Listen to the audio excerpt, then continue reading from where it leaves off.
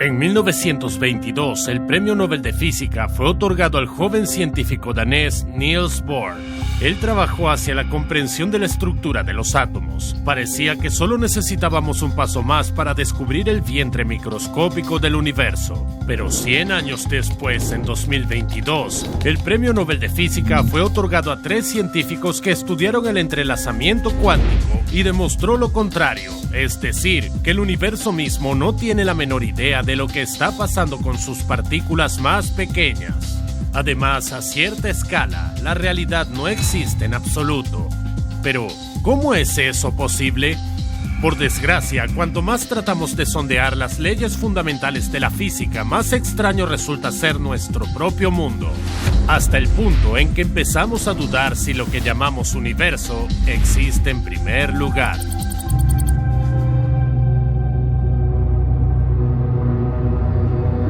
Escondida para nosotros, esta parte del universo sacudió al mismísimo Albert Einstein.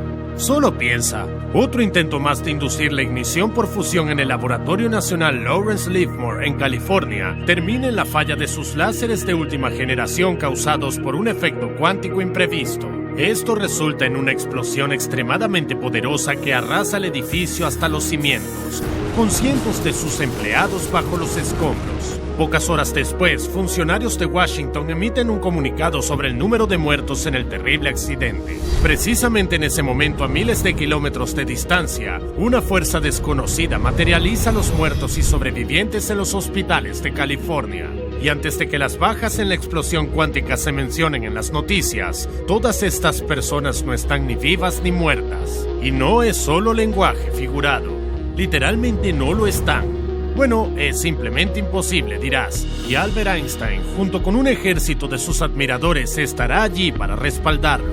Están convencidos de que el universo debe saber lo que sucede en un momento dado en cualquiera de sus niveles, desde los cúmulos de galaxias hasta los individuos y las partículas elementales. En otras palabras, la realidad existe en todas partes y en todo momento. Solo que no somos suficientemente rápidos para verlo nosotros mismos. A menos que estés presente durante la búsqueda y el rescate en el lugar de la explosión. Ya hay cadáveres y sobrevivientes allí, no algunas personas extrañas medio muertas. Al final, incluso lejos de las miradas indiscretas de los científicos, los fotones y los electrones de los átomos deben tener parámetros estrictamente definidos. Y aunque de hecho es imprescindible para ellos, en nuestro universo es un poco diferente. El realismo de Einstein encontró su firme oponente en el ya conocido descubridor del modelo atómico, Niels Bohr.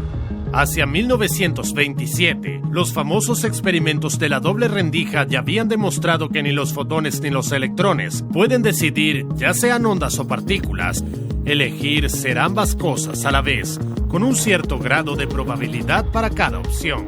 Pero la cosa es que Einstein, el realista, lo que más temía era el entrelazamiento cuántico titular. Los científicos notaron hace mucho tiempo que las partículas generadas por una fuente pueden mostrar características interrelacionadas. Si uno de ellos mide el spin cuántico en 1, el otro lo tendrá en -1 por definición, incluso si no se toman medidas. Además, se vuelve instantáneamente claro a cualquier distancia. Es como si estuvieran atados con un hilo invisible y permanece allí incluso si las partículas terminan en puntos completamente diferentes en el mapa de Estados Unidos. Niels Bohr afirmó, ese giro cuántico no estaba predefinido y solo asume uno de los dos valores en el momento en que se mide. Entonces, el universo juega los dados con su propia microrealidad. En el lado positivo, tan pronto como se mide el parámetro de una partícula entrelazada, se sabrá instantáneamente el valor de la otra. Einstein tenía una razón más para no gustarle tal intermediación. En ciertas circunstancias, la información sobre una partícula se transmitiría a la otra más rápido que la luz. Einstein lo llamó acción espeluznante a distancia y anunció que nada de eso era posible en absoluto. Según su teoría, las partículas conocen sus condiciones desde el principio y lo hacen bien sin todos esos eventos aleatorios y acciones espeluznantes. Es solo que las características reales de las partículas están ocultas para nosotros, al igual que las personas bajo los escombros después de la catástrofe. Cuando los rescatistas los encuentran, solo descubren su estado ya logrado. Y lo mismo se aplica a aquellos que experimentan con partículas entrelazadas cuánticas. La disputa entre Einstein y Bohr nunca se resolvió, pero tenía que haber una manera de averiguar si las variables ocultas eran reales. En 1964, el físico irlandés John Stuart Bell tuvo una idea que le ayudaría a hacer que el universo mostrara sus verdaderos colores. Desarrolló un teorema brillante. En él, dos científicos, Alice y Bob, sin discusión previa cambian aleatoriamente la sensibilidad de los detectores y por lo tanto, detectan partículas entrelazadas o no. Todo se reduce a que las medidas de los investigadores son las mismas. ¿O no? Según los cálculos de Bell, si Einstein tenía razón y las partículas ocultaron sus valores desde el principio, Alice y Bob estarían de acuerdo en el 75% de los casos como máximo. Pero si Niels Bohr tenía razón y el universo no conoce los estados de spin de las partículas hasta el último momento, los resultados de Alice y Bob en futuras iteraciones coincidirán en el 85% de los casos. Pero el brillante teorema de Bell no fue nada fácil de convertir en un experimento específico digno de un premio Nobel. Pasaron los años, y mientras los físicos estudiaban detenidamente sus dispositivos, los astrónomos sondearon el espacio y detectaron un objeto paradójico predicho por el realista Einstein. Fue el primer agujero negro, cuya existencia misma desafía lo que se percibe como la característica fundamental del universo. ¿Cómo las brillantes ideas de Einstein destruyeron el tiempo en el sentido habitual para nosotros? Casi nunca se te ocurrió que cuando estás haciendo algo tan simple como cruzar la calle, para alguien en otra galaxia, instantáneamente envejece 100 años. Y si quieres tomarte unos años sabáticos, puedes volar alrededor de la órbita de un agujero negro mientras todos en la Tierra envejecen. Tales ideas sobre el tiempo habrían enfurecido a Sir Isaac Newton, el Einstein del siglo XVII. Percibió el tiempo como un contador aplicable a todo el universo. En cualquier lugar, ya sea en el suelo de la Tierra o en la órbita de Júpiter o en algún lugar del espacio lejano, un segundo siempre debía seguir siendo un segundo. Aún más importante, todos los lugares del universo se unificaron en un solo ahora, ¿no? ¡Qué visión del mundo tan simple e intuitiva! Pero luego, otro genio de la época, Gottfried Leibniz, le planteó a Newton una pregunta bastante incómoda. Es decir, ¿qué pasaría con el tiempo si elimináramos toda la materia del universo? Newton respondió que el tiempo continuaría como si nada hubiera pasado, pero Leibniz estaba convencido de que si todo lo que podía experimentar el tiempo desapareciera, el tiempo también desaparecería. En otras palabras, afirmó que el tiempo era relativo. Newton no dudó en decir que eran tonterías y usó todas sus palancas en el mundo científico para silenciar las ideas de Leibniz. Sin embargo, 200 años después, James Clerk Maxwell presentó sus revolucionarias ecuaciones al mundo. Ofrecieron una descripción completa del electromagnetismo, y los científicos detectaron una rareza espeluznante en ellas. Lo que importaba en estas fórmulas era solo el cambio de tiempo y en absoluto su dirección. Simplemente cuando dos electrones chocan y rebotan aparte porque sus cargas son las mismas y se repelen, puedes rebobinar el tiempo sin dolor sin romper las leyes del electromagnetismo. Además, si solo observas las interacciones entre electrones, nunca sabrás en qué dirección se mueve el tiempo. Solo sabrás que está cambiando. Y esta relatividad del tiempo inspiró las teorías de Albert Einstein. Pero no se detuvo allí.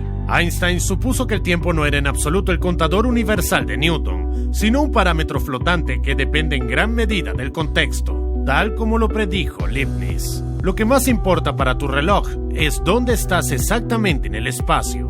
Los objetos masivos deforman el tejido mismo del universo, así que un astronauta en el espacio profundo pensará que los relojes de la Tierra y Júpiter solo llevan un ligero retraso, pero para aquellos en la Tierra, mientras que un segundo durará como de costumbre, durará un poco menos en Júpiter, y el reloj del astronauta estará ligeramente adelantado. Y si nosotros enviamos a la pobre cosa al agujero negro, un segundo para él puede convertirse en 100 segundos en la Tierra, creando potencialmente años de diferencia. El mismo efecto se producirá si el astronauta viaja en una nave espacial acercándose a la velocidad de la luz. Todo esto significa que por una u otra razón no existe un solo ahora en el universo. Las respuestas cambiarán dependiendo de a quién le preguntes y cada uno tendrá razón a su manera.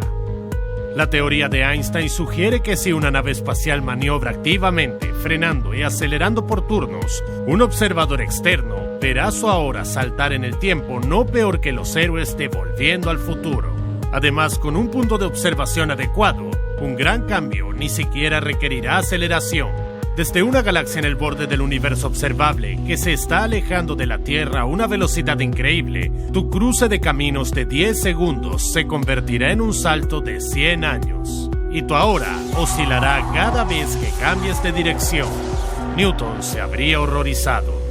Aparentemente el tiempo no existe por sí mismo y siempre es relativo a los objetos en el espacio. Pero los físicos del pasado estarían aún más desconcertados por los experimentos con entrelazamiento cuántico. Para 1972, el físico estadounidense John Clauser había encontrado una manera de probar el teorema de Bell y los extraños postulados de la física cuántica sobre la realidad inexistente. En lugar de verificar los valores de spin de los electrones entrelazados, probó la polarización de los fotones, es decir, las longitudes relativas de sus ondas en el espacio. En su experimento, Alice y Bob giraban sus detectores por separado.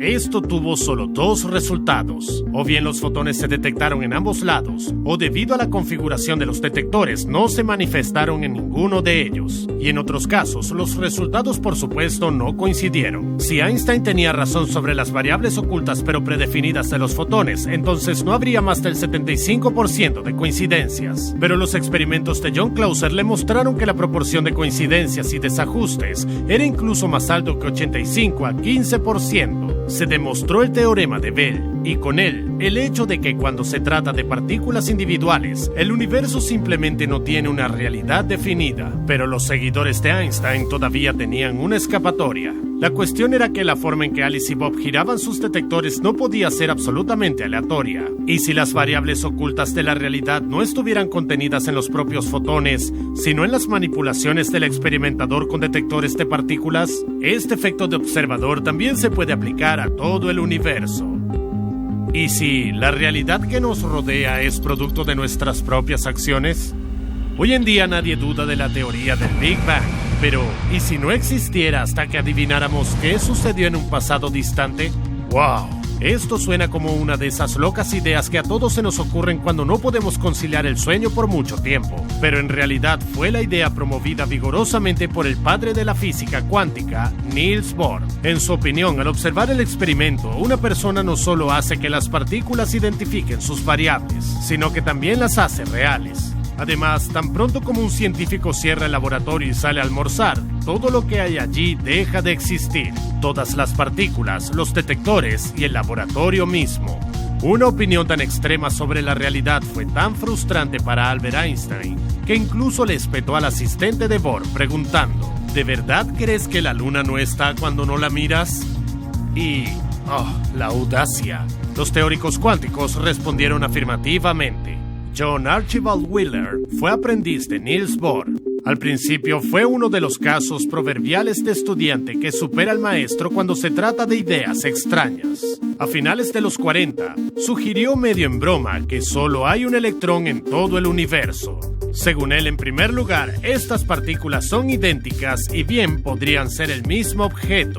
Y en segundo lugar, el familiar electrón con carga negativa que viaja del pasado al futuro con nosotros. Si el tiempo se invierte, se vería para nosotros como el positrón cargado positivamente. Entonces, un electrón bien podría saltar de un lado a otro en el tiempo para componer cada átomo en la Tierra uno por uno. Suena salvaje, pero la física no prohíbe este escenario. Pero la imaginación de John Wheeler finalmente quedó cautivada por una teoría aún más audaz relacionada con la naturaleza misma de la realidad. Era la de un universo participativo. La teoría dice que las leyes de la física están tan involucradas en la creación de la realidad como sus observadores, es decir, tú y yo. El propio Wheeler lo comparó al viejo juego de las 20 preguntas. Bob elige un objeto y Alice debe adivinar de qué se trata haciéndole simples preguntas de sí o no. Si las preguntas están bien pensadas y son lo suficientemente precisas, un jugador experimentado puede adivinar fácilmente el objeto en incluso menos de 20 movimientos. Así es como Wheeler creía que podría ser nuestra interacción con la realidad, con una diferencia significativa. Cuando el universo mismo responde a las preguntas de Bob, realmente no juega limpio. Y sus sí y no son completamente aleatorios, porque en realidad ni siquiera pensó en ningún objeto para adivinar, y aún así el contenido de las preguntas de Bob por sí solas son suficientes para que el universo proporcione una respuesta definitiva, por lo que parece que supo desde el principio que eligió esto y no otra cosa. Wheeler llamó a este principio eso de un poco, lo que implica que las preguntas simples y las respuestas binarias como sí o no pueden prácticamente crear la realidad del universo de la nada y retrospectivamente. Esto significaba que, digamos, la Luna no apareció hace miles de millones de años, sino exactamente en el momento en que alguien en la Tierra miró hacia arriba y preguntó al universo: ¿veo algo enorme y redondo allá arriba? De manera similar, el Big Bang del pasado lejano fue creado por científicos del siglo XX tan pronto como pensaron en hacer la pregunta correcta sobre las galaxias que volaban en todas direcciones. Pero, ¿cómo es que todos nosotros compartimos una realidad común? Según Wheeler, el universo tiene esa realidad que da las mejores y más precisas respuestas a las preguntas de todos los observadores a la vez. En pocas palabras, lo que vemos a nuestro alrededor es nuestra creación colectiva. Y si eres el único que de repente decide que el Big Bang nunca sucedió, no tendrás el poder de cambiar la realidad. Pero si esto es cierto, ¿quién tiene derecho a hacerle preguntas al universo? ¿Solo los seres inteligentes como las personas pueden presumir de un estatus tan alto? ¿O los perros también pudieron llamar a la luna a la realidad aullando por primera vez? ¿Y qué hay de la película que se utilizó para fotografiarla? Fue esta contradicción la que resultó ser el punto más débil del universo participativo. Wheeler nunca pudo finalizar en vida su teoría potencialmente revolucionaria. Fueron los observadores dominados los que complicaron las cosas en los experimentos ganadores del Nobel con el entrelazamiento cuántico. 10 años fue lo que tardó el científico francés Alain Aspect en excluir por completo al experimentador del experimento. En esencia, el experimento de fotones siguió siendo el mismo. Lo que Aspect hizo diferente fue colocar varios detectores con reajustes fijos en cada lado y colocó cristales de cuarzo especiales frente a ellos. Su propósito era desviar los fotones hacia uno u otro detector de forma que no dependieran de un ser humano, manteniendo intacto el entrelazamiento. Los resultados podrían compararse fácilmente con la teoría de Bell. Es decir, fue posible contar la tasa de coincidencia resultante sabiendo con certeza que esas coincidencias no fueron inducidas por los propios físicos. Aspect tomó muchas medidas y demostró de una manera más convincente que el universo no es real a nivel de partículas hasta que se mide y se obliga a tomar una decisión. Esta es la pregunta que le harían al universo por John Wheeler. Pero aunque Aspect tuvo éxito con sus cristales, los seguidores de Einstein tenían una última esperanza a la que aferrarse. ¿Qué pasaría si las variables ocultas que les decían a las partículas cómo comportarse estuvieran al acecho dentro de los propios cristales de cuarzo? Parece que no importa cuántas veces los científicos intenten sondear el núcleo del universo, siempre es capaz de encontrar una nueva excusa ambigua sobre la marcha. Es como si no existiera una realidad objetiva, y no solo a nivel de partículas. Pero entonces, ¿qué quedará de nuestro mundo? En los últimos años, cada vez más científicos se inclinan a creer que en lugar de la realidad estamos rodeados de fantasmas. En 2015, el psicólogo cognitivo Donald Hoffman de la Universidad de California publicó un artículo en el que proponía la llamada teoría de la interfaz. En este momento estás viendo este video en la pantalla de tu computador o teléfono inteligente. Puedes ver cuántos minutos y segundos han pasado desde que comenzó el video y puedes pausar y retroceder si no captas algo la primera vez. No me malinterpretes, no te estoy juzgando aquí. Toda la interfaz con la que estás interactuando es generada por procesadores en tu dispositivo. Pero, ¿puedes averiguar cómo funcionan exactamente si solo ves los píxeles en tu pantalla? Lo que preguntó Donald Hoffman fue, ¿qué pasa si incluso cuando levantamos la vista de nuestros dispositivos todavía vemos la misma interfaz del universo creada por nosotros mismos? ¿Y si esta interfaz no refleja en absoluto lo que realmente es el universo? Pero entonces, ¿nuestros ojos no perciben la más mínima parte del espectro de ondas electromagnéticas que atraviesan todo el universo? Quiero decir, es menos de una centésima de un 1%. No importa cuánto lo intentes, no verás la señal Wi-Fi en tu habitación. Y si tus vecinos se conectaron a escondidas, es solo porque nuestra interfaz humana no muestra estas ondas. Donald Hoffman cree que los humanos evolucionaron para percibir las cosas de esta manera para poder sobrevivir. La visión del color era vital para nuestros antepasados porque les permitía detectar un tigre en la jungla, pero nunca tuvieron que enfrentarse a la radiación, que no es menos peligrosa, por lo que ahora necesitamos herramientas especiales para verla durante los desastres. Entonces, nuestra interfaz humana no es adecuada para estudiar la realidad real del universo. Pero las propiedades fundamentales del universo a veces se muestran a través de la niebla de nuestra percepción imperfecta, arrojando aún más dudas sobre su realidad.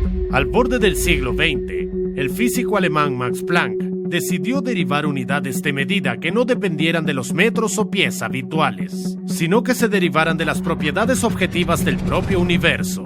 El resultado principal de esta búsqueda era la llamada longitud de Planck, que se basaba en 3 constantes fundamentales de la naturaleza. Esta distancia es tan corta que incluso si agrandamos el átomo al tamaño de toda la Tierra, todavía no seríamos capaces de elegir la longitud de Planck, que entonces sería más delgada que un cabello. Trabajando desde esta unidad, el físico alemán también derivó el tiempo de Planck. Esto es lo que necesita un fotón para pasar una longitud de Planck, es decir, muy poco. Pero estas unidades, muy poco prácticas a nuestro nivel, no son una rareza científica. Esencialmente, Planck derivó, por así decirlo, la resolución mínima del espacio y tiempo con cualquier ley física conocida, dejando de funcionar más allá de este punto. En realidad, el universo mismo parece perder todo sentido. Algunos los llaman metafóricamente píxeles que componen el espacio-tiempo, como si fuera una imagen en su pantalla. Entonces, ¿qué pasaría si Planck realmente llegara al fondo de la interfaz de nuestro universo no del todo real? Pero lo que realmente asusta a los científicos es este número enigmático, la llamada constante de estructura fina, casi igual a 137, ni metros, ni segundos, ni nada.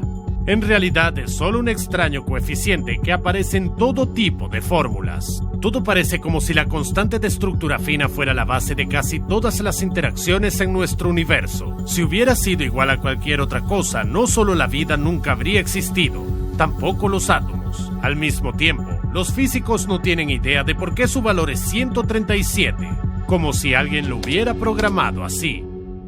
En 2003, todas estas cosas extrañas sobre el universo inspiraron al filósofo sueco Nick Bostrom, quien sugirió una hipótesis de simulación. Expresado de la forma más sencilla posible, sugiere que si el universo permite la existencia de civilizaciones que operen supercomputadores extremadamente potentes y capaces de digitalizar mentes, entonces es muy probable que vivamos en su simulación.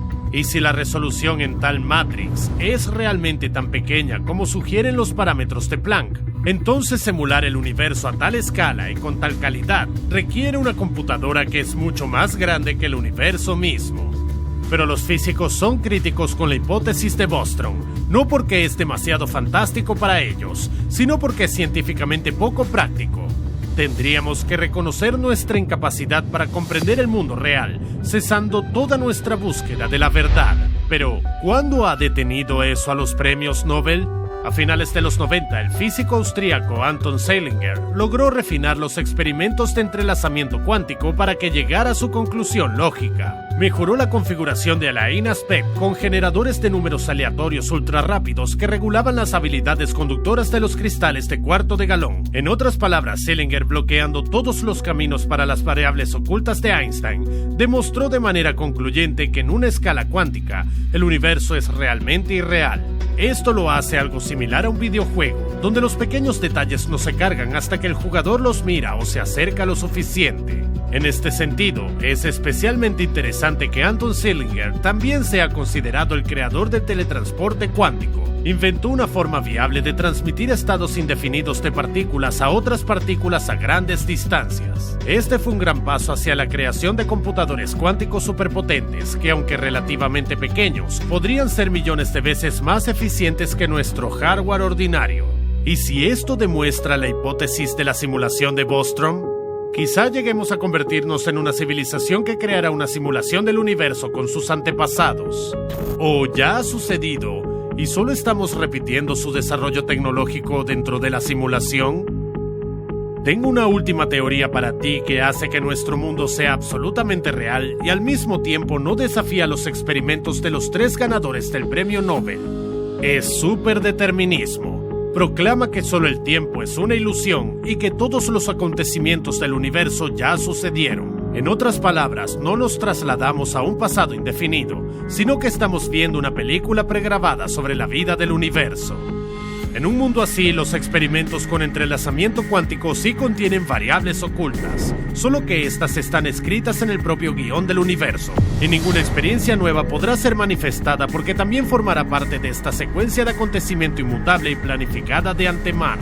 Salvo que el superdeterminismo nos obliga a enfrentarnos a un gran problema existencial, y es que no hay libre albedrío en él. Entonces, ¿qué te gusta más? ¿Un universo no tan real, aunque ligeramente controlable? ¿O el papel de una marioneta irreflexiva cuyos movimientos fueron guionizados de antemano?